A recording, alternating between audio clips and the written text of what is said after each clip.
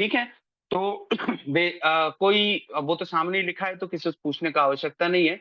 Basic quality improvement method जो होता है वो दो होते हैं, पीडीसीए और 5S। मतलब जो आप 5S करते हैं, शॉर्ट सेट साइन सस्टेन, वो सब करते हैं, वो होता है बेसिक क्वालिटी इंप्रूवमेंट मेथड है। और पीडीसी जो करते हैं वो भी एक मेथड है। इसके अलावा दूसरा आता है 7 बेसिक क्वालिटी टूल।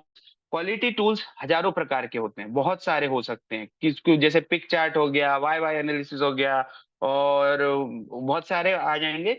लेकिन जो बेसिक है, जिनके बिना हमारा क्वालिटी का काम नहीं हो सकता, तो उनको कहते हैं हम बेसिक क्वालिटी टूल्स, जो कि 7 होते हैं।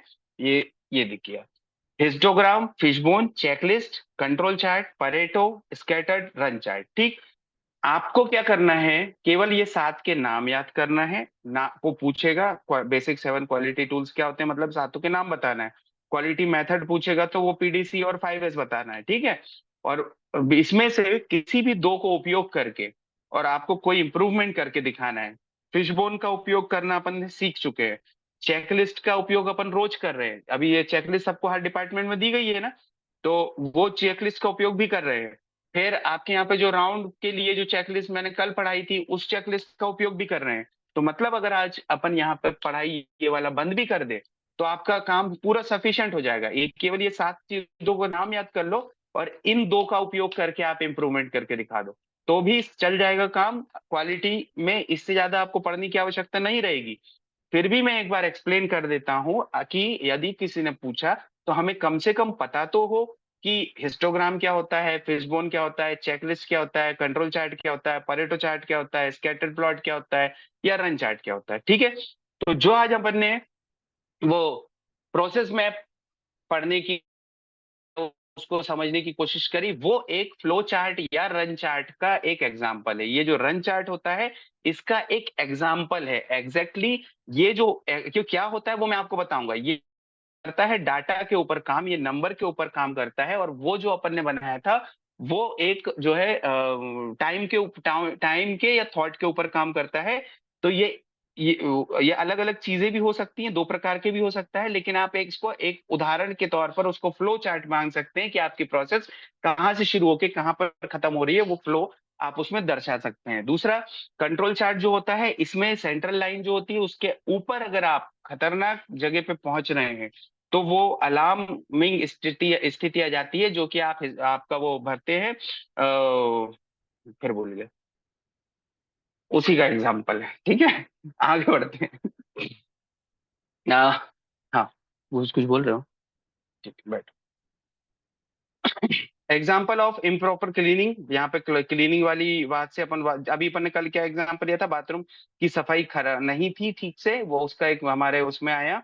पेशेंट सेटिस्फेक्शन स्कोर में आया है कि हमारे यहाँ बाथरूम की सफाई ठीक से नहीं हो रही है। एक मिनट, अपन बहुत सारा तो नहीं आज हो गया, कॉम्प्लिकेटेड तो नहीं हो गया क्या? नहीं हुआ, 1 ही घंटा तो हुआ अभी। 5 मिनट ब्रेक लेने क्या?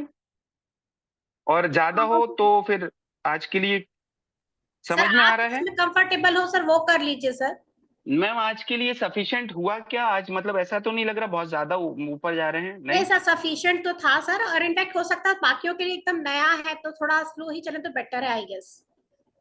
ठीक है, चलेगा। तो अपन इसको रिवाइज करने का, आप लोग क्या चाहते हैं, इसको रिवाइज करने का थोड़ा समय चाहते हैं, यहीं पर रोक दें या फिर आगे बढ़ें? मेरे को कोई दिक्कत नहीं दोनों में, ये भी मैं अपन एक्सप्लेन कर सकते हैं 5-10 मिनट में। अपन एक्सप्लेन कर ही लेते हैं, चलेगा। बहुत जी ज्यादा सर, चीज नहीं जी है, एक सर। साथ में हो जाएगा तो फिर क्या होगा, फिर आप आराम से उसको पढ़ते रहेंगे।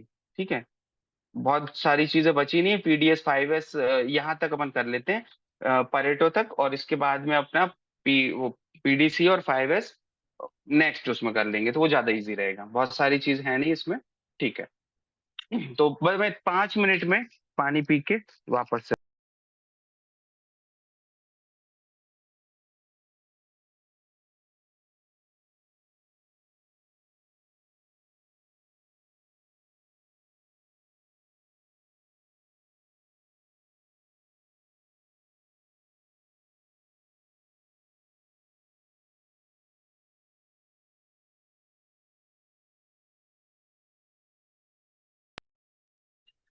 तो अपन यहाँ से वापस शुरू करते हैं। बेसिक क्वालिटी टूल्स पहले पढ़ेंगे और उसके बाद में अपन बेसिक क्वालिटी मेथड्स पढ़ेंगे। बेसिक क्वालिटी टूल्स के अंदर अपने साथ आते हैं histogram, fishbone check sheet, control chart, Pareto chart, scatter diagram और रन चार्ट। तो अब इसमें अपन एक एक करके डिस्कस करते हैं। यहाँ पर एक एग्जांपल दिया हुआ है वाई वाई एनालिसिस का, जिसको अपन बाद में पढ़ेंगे, इसको भी मैं बताऊंगा, लेकिन ये संभवतः अगली क्लास में आएगा, तो इसको अभी पढ़ने का आवश्यकता नहीं है। ये फिशबोन डायग्राम अपन देख रहे हैं, इसको मैं पहले भी बता चुका हूँ, कल भी अपन ने डिस्कस कर चुके हैं कि ये किसी भी समस्या का कारण पता करने के लिए इसका उपयोग किया जाता है। ये हमेशा थॉट पे काम करता है, संख्या पे काम नहीं करता है, संख्यात्मक रूप से ये किसी काम का नहीं है ना। तो यहाँ पर एक कारण पता करना है, मतलब उसको रीजन रीजन पे काम करेगा, एक थॉट पे, सोच पे काम करेगा। ये आपको यहाँ पे पता, किसी जो समस्या आई है वो किस तरह से हो रही है या उसके क्या क्या कारण हो सकते हैं, उनको निकालने के लिए ये फिशबोन डायग्राम जो है वो काम करता है। ठीक है, आगे बढ़ते हैं। फिशबोन अपन ने कल पूरा डिटेल में देख लिया, तो उसको देखने की आवश्यकता नहीं है। फिर आगे ये आता है अपना पिक चार्ट। ये बेसिक क्वालिटी टूल्स नहीं है, इसमें से कौन सी समस्याओं को सॉल्व करना है, कौन सी को नहीं करना है, उसका इजीली पता लगाया जा सकता है। तो इसको भी अपन डिस्कस कर चुके हैं, इसको आगे पढ़ने की आवश्यकता नहीं है। फिर आता है ये हिस्टोग्राम। हिस्टोग्राम एक सिंपल सी चीज है, एक एक्स वाई, ये होता है, ये ग्राफ अगर किसी ने देखा होगा, आप लोग सब जानते होंगे, मुझे उम्मीद है। तो ये वाला होता है वाई एक्सिस और ये होता है एक्स एक्सिस। ठीक है, तो यहाँ पर आप समय, अगर आप यहाँ लिख रहे हैं, यहाँ पर लिखेंगे समय, एक्स एक्सिस पे टाइम लिख सकते हैं और वाई एक्सिस पे क्वांटिटेटिव डाटा लिख सकते हैं। यहाँ पे जैसे अपन ने लिखा हुआ है जनवरी 2018 में ये नंबर ऑफ डिलीवरी कंडक्ट का अपन ने हिस्टोग्राम बनाया है। बहुत ही बेसिक चीज है, इसको आप एक बार देख के ई पिलर के साइज को देख के आप बता सकते हो कि अगस्त 2018 में बहुत सारी डिलीवरी हुई थी। सबसे ज्यादा डिलीवरी कब हुई थी? अगस्त 2018 में। और सबसे कम डिलीवरी कब हुई थी? सितंबर 2000 नहीं, दिसंबर 2018 में। ये इनका उपयोग क्या होता है, क्या उपयोग है हिस्टोग्राम आपको बनाने की, क्या आवश्यकता है? बहुत सारे रजिस्टरों को देख देख के कम और ज्यादा का संख्या निकालने को बहुत टाइम लगेगा, और या फिर आप उसको डाटा को बार बार देखेंगे, उसमें बहुत समय लगेगा। आपके काम को सुविधाजनक और इजी बनाने के लिए ये हिस्टोग्राम बनाया जाता है। आपने जनवरी, फरवरी, मार्च, अप्रैल यहाँ पे लिख दिया और ऊपर की तरफ में उस लेवल पे मार्क कर दिया, या फिर उस लेवल तक ये बार बना दिए जितनी डिलीवरी हुई थी। जैसे जनवरी में 431 डिलीवरी हुई थी, तो 400, यहाँ नंबरिंग लिखी रहती है, ये वाले में लिखी नहीं है, शायद मिस हो गया है या कहीं से डिलीट हो गया होगा।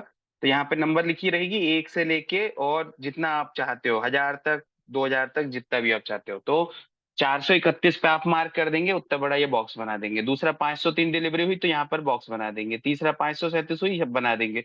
तो आप क्या करेंगे, एक साल भर का डाटा हमें एक सिंगल पेज में मिल जाएगा, और आप एक नजर देख के बता सकते हो कि ये अगस्त 2018 में सबसे ज्यादा डिलीवरी हुई थी और दिसंबर 2000 उसमें 18 में सबसे कम हुई थी। इसको, इसी को कहते हैं हिस्टोग्राम। अगर अपन दूसरा हिस्टोग्राम देखें तो ये C section rate in X hospital, किसी हॉस्पिटल का सी सेक्शन का डाटा है, और इधर पे नंबर ऑफ वो लिखे हुए हैं, क्या, सी सेक्शन, और यहाँ पर समय लिखा हुआ है।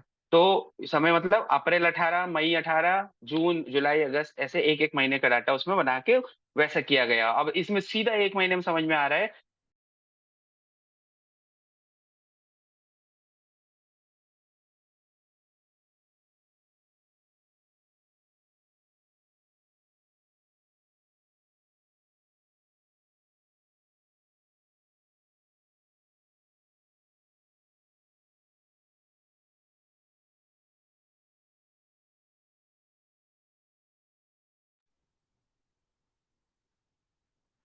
सर आपकी आवाज नहीं आ रही है।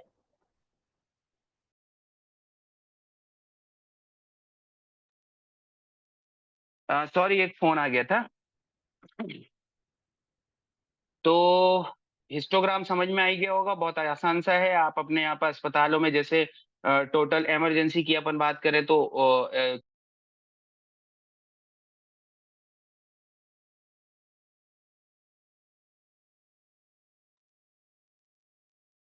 आप अपने जैसे एग्जांपल ले अपन इमरजेंसी का, तो इमरजेंसी में आपके यहाँ पर total emergency manage in the month of January, February, March, उसके ऊपर बना सकते हैं। अपने यहाँ पे सामने जो डिस्प्ले बोर्ड है वहां लगा सकते हैं, तो जैसे ही असेसर आएगा उसको सामने दिख जाएगा कि अरे वाह, हिस्टोग्राम तो यहाँ लगा हुआ है।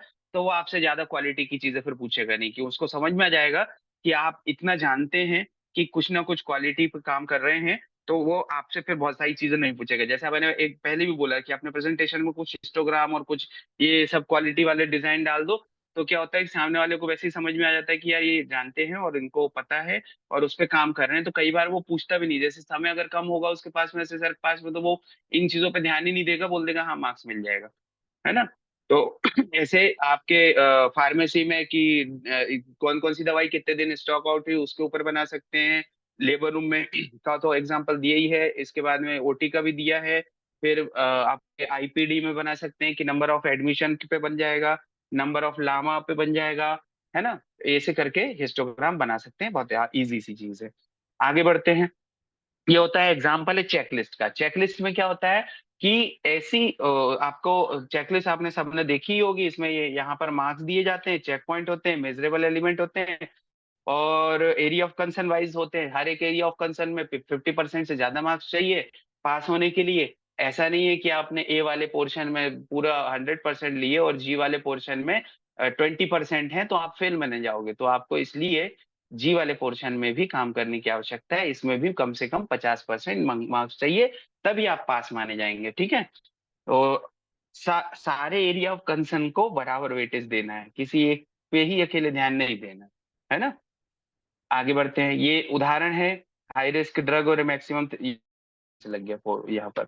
आगे आते हैं रन चार्ट। रन चार्ट में और हिस्टोग्राम, ये हिस्टोग्राम है, इसी में ये टॉप को लाइन को केवल ऐड कर दो तो आप क्या इसको रन चार्ट कह सकते हैं। एक के बाद एक सारे डाटा को आपस में मिलाना, जैसे सितंबर 18 हो गया, अक्टूबर 18 हो गया, नवंबर 18 हो गया, इसमें परसेंट ऑफ पीपीआईसीडी इंसर्शन रेट यहाँ पर लिखा हुआ है, फिर 4% हुआ, फिर 3.5% हुआ, फिर 2% हुआ, सबको एक के बाद एक जोड़ दिया, तो उसको रन चार्ट नहीं कह सकते। जैसे जनवरी में क्या के बाद में कितना डाटा आया, फिर उसके बाद कितना डाटा आया, तो ये रन चार्ट का एग्जांपल है। इसमें क्या होएगा, ये एक मीडियन होता है। मीडियन मतलब क्या, मीडियन के बारे में कोई बता सकता है। जितने भी आपके पास में मान लीजिए 10 एग्जाम्पल दिए गए हैं कि आपने इसी का ले लेते हैं, इसी का मीडियन निकाल के देख लेते हैं। वही वैल्यू पूरा। हाँ, सितंबर में आपके पास में 6 आया डाटा और फिर अक्टूबर में 4 आया, फिर नवंबर में 3.5 आया, ऐसा करके आपने पास में नव दिसंबर तक आ गया 16। तो सबको एक के बाद एक बढ़ते क्रम में लिखेंगे और सबसे बीच वाले सब पहले लिख लेंगे 3.5, फिर 4, फिर आएगा 6। तो ऐसे करके सबको एक के बाद एक बढ़ते क्रम में लिखेंगे और सबसे बीच वाली संख्या को मीडियन कहते हैं, उसके सबसे बीच वाली संख्या को मीडियन कहते हैं, ठीक है।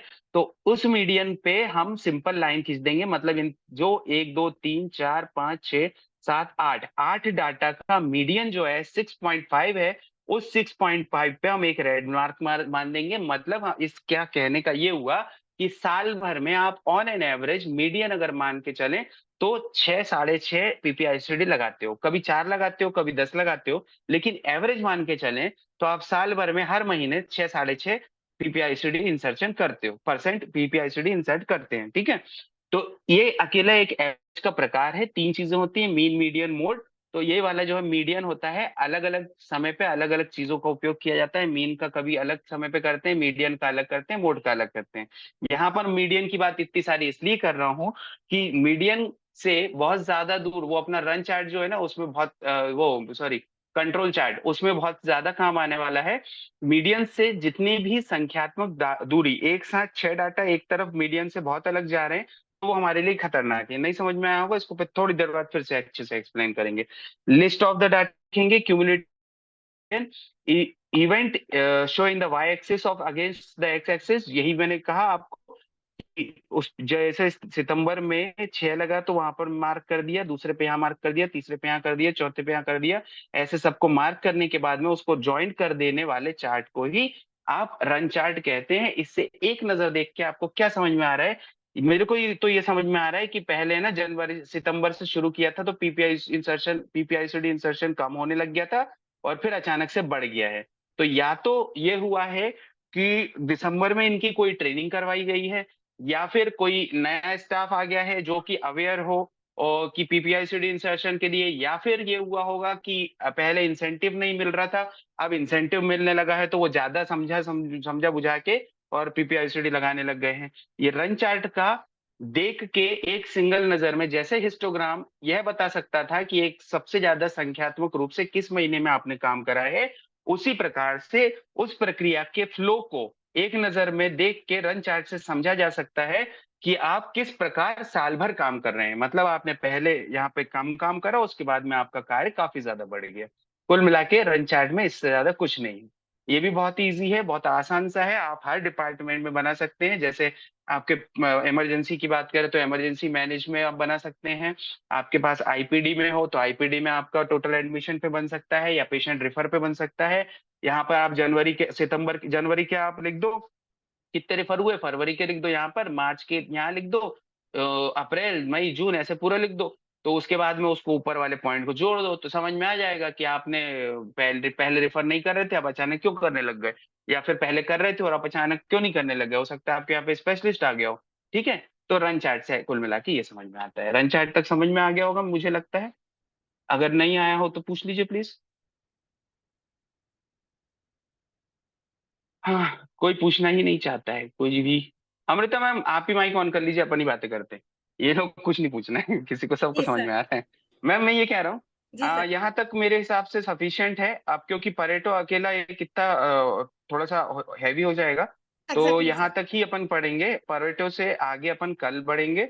और श्योर श्योर। केवल इसमें अब अकेला परेटो चार्ट ही बचा है जो पढ़ने लायक है, स्कैटर्ड पढ़ने की जरूरत नहीं। वैसे अपन इतना भी बता देना जितना मैंने अभी बोला है, तो सबका काम बहुत आराम से चल सकता है। केवल ये 7 नाम बता दें, ये जो 7 नाम लिखे थे अपन ने ये, जी सर। और इसके बाद में अपन देखिए हिस्टोग्राम पढ़ ही लिया, फिशबोन पढ़ लिया, चेकलिस्ट पढ़ लिया, ये कंट्रोल चार्ट नहीं पढ़ा, परेटो नहीं पढ़ा, स्कैटर्ड नहीं पढ़ा, ये 3 चीजें नहीं पढ़ी है, रन चार्ट फिर पढ़ लिया, तो 1 2 3 4 तो पढ़ ही चार। चुके, 3 और पढ़ा देंगे। जी जी जी।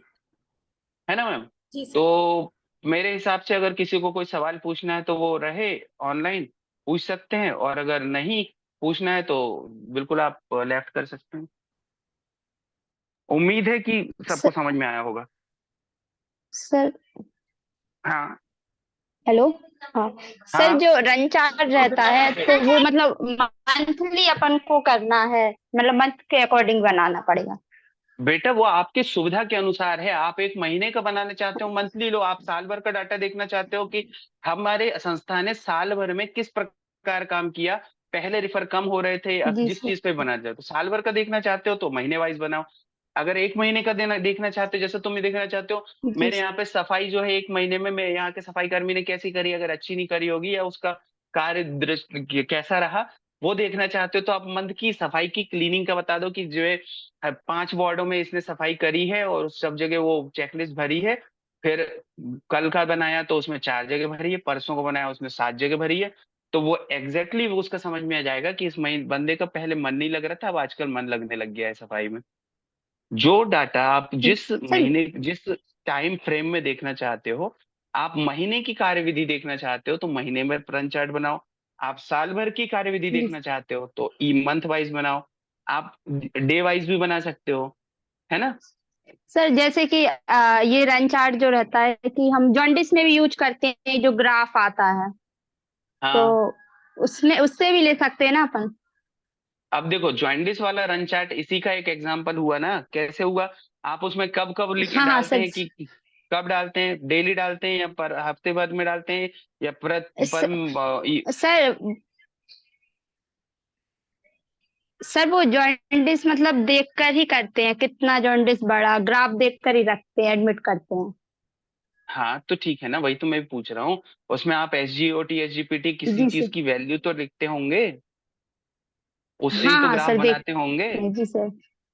है ना?